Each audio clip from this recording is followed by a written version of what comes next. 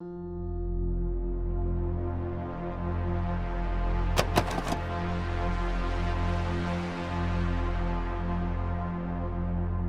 around the world, every year, over 8 million young people go missing, including adults. That number is likely to be many times higher. Some of these disappearances occur under highly unusual circumstances. Individuals are sometimes found in strange locations or speak of unusual events occurring when found. Sometimes, law enforcement will find articles of clothing. Most notable are the shoes. And while these are generally rare events, this has been the case for a number of people. In this video, I wanted to explore just some of these kinds of disappearances that have been reported all over the world. So let's start with a disappearance that took place just late last year.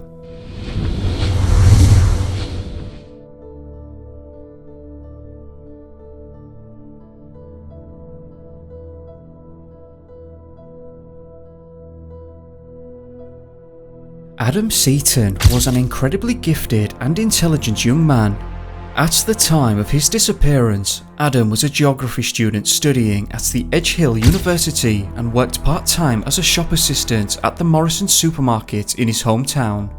Adam was last seen at his home address on August the 9th, 2018.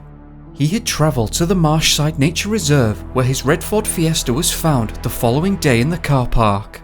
It's likely that he was there to study the area, as according to his family, some of Adam's proposed studies involved the surrounding marshes. The last time Adam was heard from was at 6 PM on the 9th of August 2018 after a text message conversation with one of his friends. Adam failed to return home that night, which was described as out of character, and according to his father, Adam was a very sociable, personable and a real family guy, and a bit of a homebird in many ways. The search for Adam included police officers who combed the area on foot, search dogs who never picked up his scent, drones and hovercraft which also failed to locate any sign of him. Adam's body was found on the 18th of January 2019 where the Liverpool Echo.co.uk reported this. An inquest into his passing at Southport Town Hall today heard that the university graduate Dominic Harmer alerted police after the discovery. On January 18, Mr. Harmer was examining bird numbers in the estuary for his PhD and had been examining the mudflats and sandbanks of the estuary when the find was made.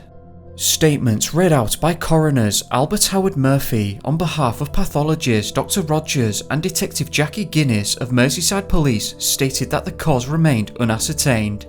Detective Guinness continued, "As officer in this case, I would conclude and hold the view that Adam, in the absence of any further information or evidence, has succumbed to the sea and drowned." She added, "Whether this was accidental or something else, we will never know."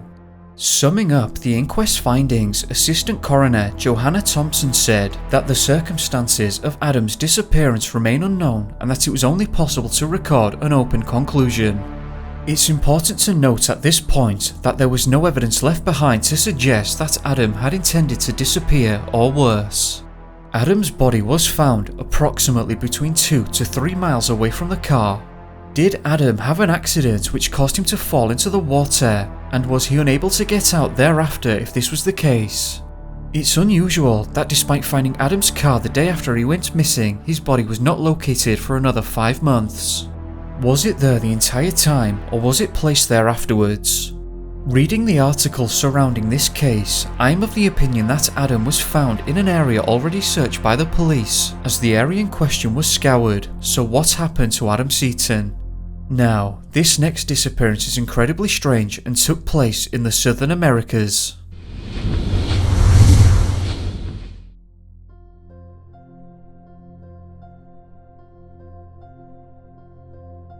The Bolivian Amazon, or specifically the Madidi National Park, according to nytimes.com, goes from lowland to mountaintop from 600 feet to almost 20,000 feet above sea level. It covers more than 7,000 square miles of wildly different habitats.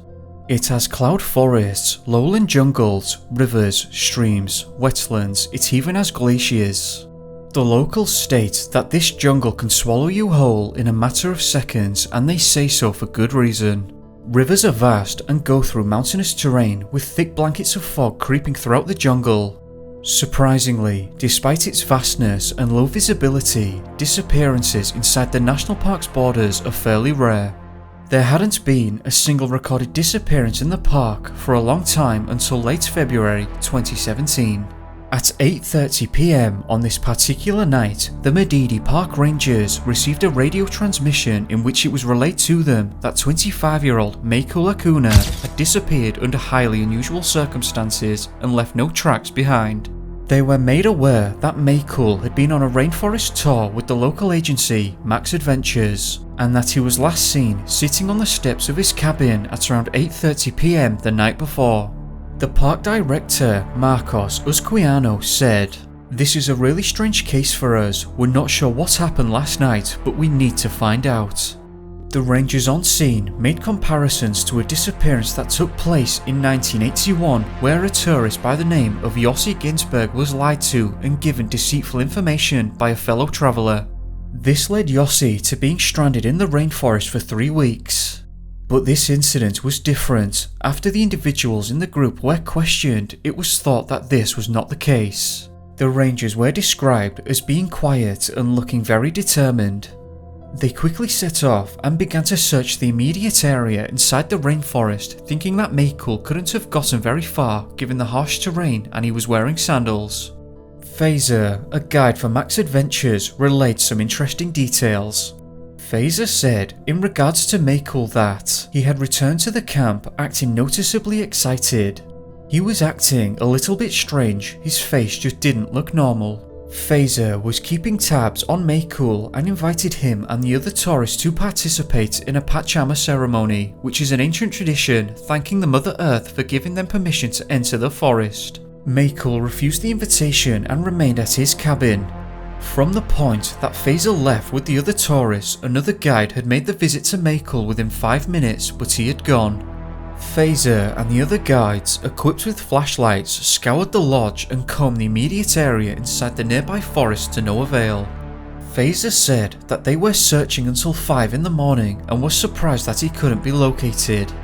Phaser said, and I quote, "It's because he offended the Pachamama, he didn't want to participate in the ceremony." After doing a bit of further reading, it seems like the locals are very superstitious of the area, and they say that the rainforest is filled with mystical entities, both good and bad.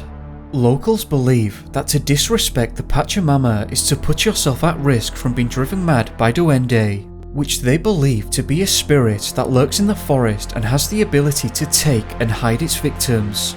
One of the guides, who had spent most of his life in the area, had this to say, "For myself and the rangers, this is our culture. We believe that the Duende is real and we think that it's possible that Mako was taken by him. If this incident wasn't already strange enough for you, let's get bizarre." Because they didn't know what to do, the guides called for 2 shamans by the names of Romulo and Tabushia and asked them to bring Mako back. The pair arrived and brought various ingredients with them, including cigarettes, beers, wine bottles, cocoa leaves, sugar, candles, sparkling confetti and a large wooden cross. They said, and I quote, "We believe that Duende has been harnessing the energy of Mapujo, a powerful tree spirit, to hide Mako. He's far away, in a place we can't reach, but by performing the necessary intricate ceremonies we may be able to bring him back." At this point, Mako's family, including his father, stepmother and sister, had flown in from Chile. Under the guidance of the park rangers and other professionals, they joined the organised search efforts. The rangers thought it best to work section by section, combing multiple kilometres around the lodge by walking in sweeping horizontal lines. I may be wrong, but I get the feeling that some of the rangers didn't care much for what the shamans were doing, and the shamans didn't believe the rangers could be successful until the spirits were appeased. Nevertheless, despite the differences, the rangers searched for 10 hours a day in different sections of the rainforest, desperately trying to find Mako as they knew time was of the essence. The shamans also stayed up until dawn every night, making offerings and performing their ceremonies in payment to the Pachamama. Interestingly, and perhaps even bizarrely, the Rangers did concede that they were surprised that they couldn't find even the slightest sign of him, no tracks or any trace at all. They said it was like he was never there. The experienced trackers among the Rangers said that they couldn't believe that they hadn't found a single shred of evidence, and one of them was quoted as saying, "In 20 years, we've never experienced anything quite like this before. For those familiar with the channel, this next part may not come as much of a surprise anymore." 6 days after the initial disappearance and tireless searching by all involved, one of the Rangers found one of Mako's socks on the rainforest floor, seemingly abandoned. This gave the Rangers a location to focus their search efforts, and a new plan was produced to zone in on the area, which they immediately began to thoroughly comb. The shaman said that this was a good sign and that the findings changed everything. They were of the opinion that the sock represented a way to reach out to Mako's soul to bring him back. The shamans then spent the next 2 days and nights without sleep, performing their ceremonies and presenting offerings to the Pachamama. The following day, they said that their payments had been accepted and that the following days would see more signs of Mako. The day after this would see the Rangers taking a boat down the river, where they heard the guides shouting at them to come over. The Rangers docked and the guides called out that they'd found Mako.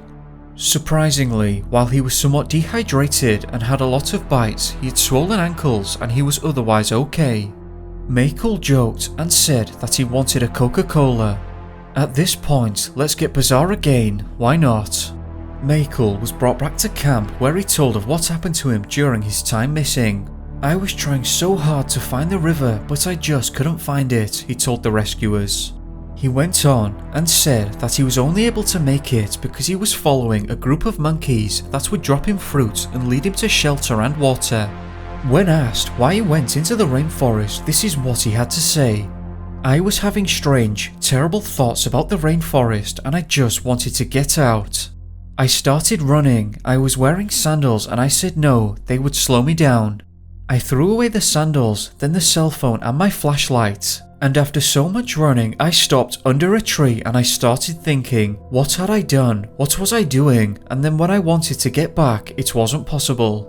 Mako said that he isn't completely sure what happened to him that night or why he made the decisions he did. Obviously, the shamans on the other hand, alongside the locals, maintained that it was the duende's doing. They said, the signs fit, his strange behaviour pattern, the maddening thoughts, that's what duende does. Ultimately though, the circumstances leading up to and during Mako's disappearance remain a mystery. What are your thoughts about this truly bizarre incident? I don't think I've ever come across an incident like this before.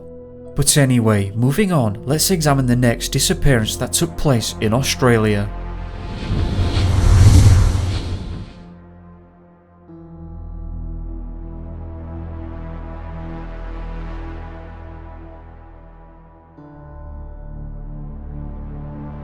William Tyrell, an Australian boy of 3 years at the time of his disappearance, went missing from Kendall in New South Wales, Australia. Kendall is an incredibly rural town about a 4-hour drive to the north of Sydney and surrounded by vast forestry. On the day of his disappearance, William's family had made the trip to Kendall from Sydney to visit his foster grandmother's house. The house in question is located directly across the road from the Kendall State Forest, an absolutely massive area. Between 10 AM and 10:25 AM on the day of William's disappearance, he and his sister were playing hide and seek in the front and backyard around the home. At the time, his mother and grandmother were sitting outside watching them play. As mentioned, the kids were essentially playing around the house, which meant that at times they were out of view of the family. At this point, William's mother entered the property and made a cup of tea, but started to grow worried when she realised that she hadn't heard William for around 5 minutes. She and the grandmother immediately began searching the house during this time. William's father arrived at the home after completing a business trip at Lakewood. The father begins to search the streets and knocks on doors in the neighbourhood. This search is unsuccessful, and at 10:56 AM, William's mother rang the emergency services, where police were dispatched immediately and arrived just 10 minutes later. The mother's last memory of William was imitating a tiger's roar while running towards the side of the home, followed by a quick silence. The search effort was massive and hundreds of police arrived on scene alongside state emergency services, the rural fire service and many members of the community. All of these individuals worked alongside one another tirelessly and searched day and night for William. Once more, the search proved to be unsuccessful and special police forces, including motorcycles and helicopters, were brought in. Police search dogs entered the case and did manage to find William's scent within the boundaries of the backyard, but they found that it didn't lead any further. The task force known as Strike Force Rosen was established with specially trained investigators. This massive force of searchers combed the nearby Kendall State Forest and no sign of William was ever found. A number of cars were also reported in the area on the day of the disappearance, the owners of whom the police wanted to speak to, but unfortunately this didn't take them to any new leads. On the 12th of June 2018, police announced that they would undertake a large-scale forensic search in the bushland around Kendall lasting up to 4 weeks. But ultimately, this didn't provide any results either. Almost 5 years later and no evidence has ever surfaced as to William's whereabouts. What happened to William Tyrell? Finally, let's take a look at a similar occurrence that occurred in Scotland.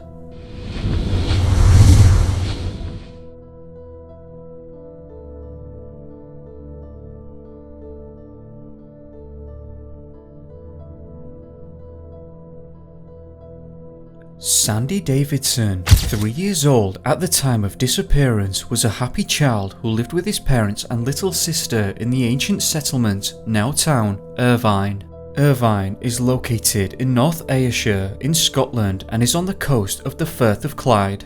Sandy and his family had moved into their new home in the Birtree Hill area just months before he disappeared. The Birtree Hill estate is on the western side of Irvine and directly borders the rural countryside.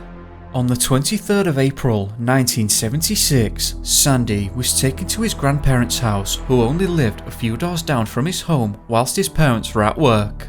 On this particular day, Sandy was playing with the family dog, Kissy, and his sister, Donna, in the garden while his grandmother watched them.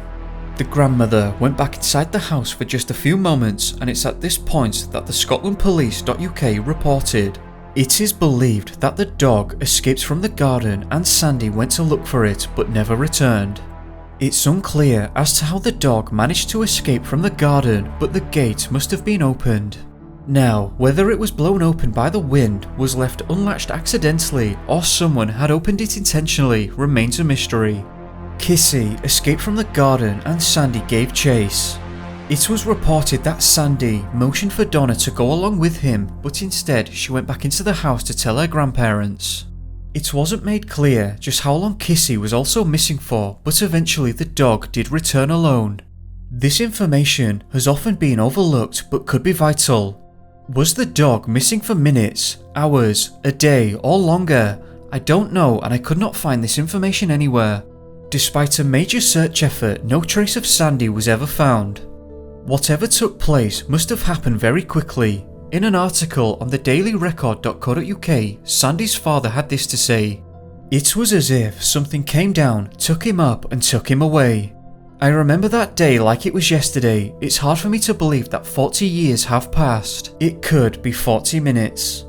They were out playing in the garden with the dog and the gate was opened somehow. Sandy went out after the dog and never came back. We were desperate to get a glimpse of him. We walked round and round the mall in Irvine, but it was like looking for a needle in a haystack. He had just vanished. You are thinking he will turn up, but the weeks become the months and the months become years. We searched for years all around Irvine. We just couldn't let it go. The police did a lot at the time. They dragged the river and everything, but the water wasn't very deep.